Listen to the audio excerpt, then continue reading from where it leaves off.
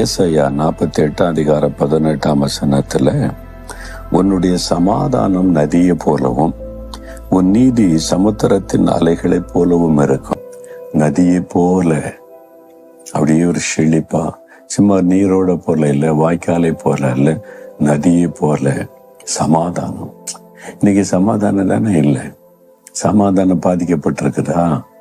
சமாதானம் இல்லாம தான் உலகத்துல நிறைய பேர் தவிக்கிறாங்க. பணம் இருக்குது, பதவி இருக்குது, புகழ் இருக்குது, எல்லாம் இருக்குது, சமாதானம் மட்டும் இல்லை. எல்லாம் இருந்த சமாதானம் இல்லாட்டா ஒன்று இல்லாத மாதிரி தான். ஒண்ணுமே இல்லாம சமாதான உள்ளத்துல இருந்தா அவங்க தான் பாக்கியவான்கள். இந்த சமாதானத்தை இயேசு கிறிஸ்து வாக்கு பண்ணுகிறார். என்றால் அவருக்கு பேரு சமாதான பிரபு. என்னுடைய சமாதானத்தை உனக்கு தருகிறேன்னு சொல்றாரு. ஆனா இந்த சமாதானம் எப்போ உள்ளத்துல வரும் தெரியுமா?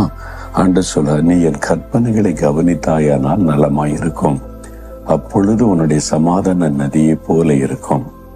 அப்போ தேவனுடைய கற்பனைகளை நம்ம கவனித்து வாசித்து தியானித்து அதன்படி நடப்பதற்கு ஒப்பு கொடுத்தா உள்ளத்துல சமாதான நதியை போல ஓடும். வெறும் பக்தியா இருந்தா மட்டும் போறாரு. பக்தி உங்களுடைய செயல்ல வெளிப்படணும். அது எப்படி வெளிப்படுத்துவது? வசனத்தின்படி வேதத்தை வாசிக்கணும்.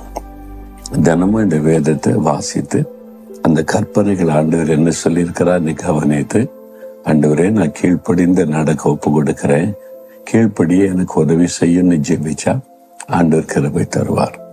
ஏன் தெரியுமா? சிலர் சொல்லுவாங்க, பைபிள்ல இருக்கிறபடிலாம் வாழ்ந்துட முடியாதுங்க அப்படி சொல்ற கிறிஸ்தவங்களை பார்த்துருக்கீங்களா? பைபிள் உள்ள எல்லாம் இல்லை. ஆண்டவர் நாம் வாழ்வதற்கு என்ன கட்டளை கொடுத்திருக்கிறாரோ அதுக்கு நம்ம கீழ்ப்படிந்தா போதும். அப்ப ஆண்டவர் நம்மகிட்ட ஒரு காரியத்தை கட்டளையை கொடுத்தா முடியாததை செய்ய சொல்லுவாரா?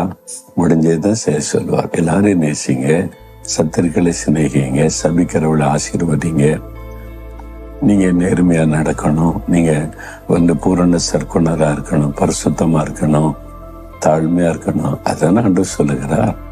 அப்ப நமக்கு முன்பாக இயேசு வாழ்ந்து காண்பித்தார்ல, அவனுக்கு உதவி செய்யறேன் அப்படின்னு சொல்றாருல. அப்ப நம்ம என்ன சொல்லணும்? வசனத்தின்படி வாழ எனக்கு கிருபை தாங்க, உடைய வசனத்துக்கு நான் கீழ்ப்படிந்த நடப்பேன் ஒப்பு கொடுத்து பாருங்க. உள்ளத்துல சமாதான நிரம்பி வழி அப்படியே நதியை போல ஓட ஆரம்பிக்கும். அதுதான் அவருடைய ரகசியம்.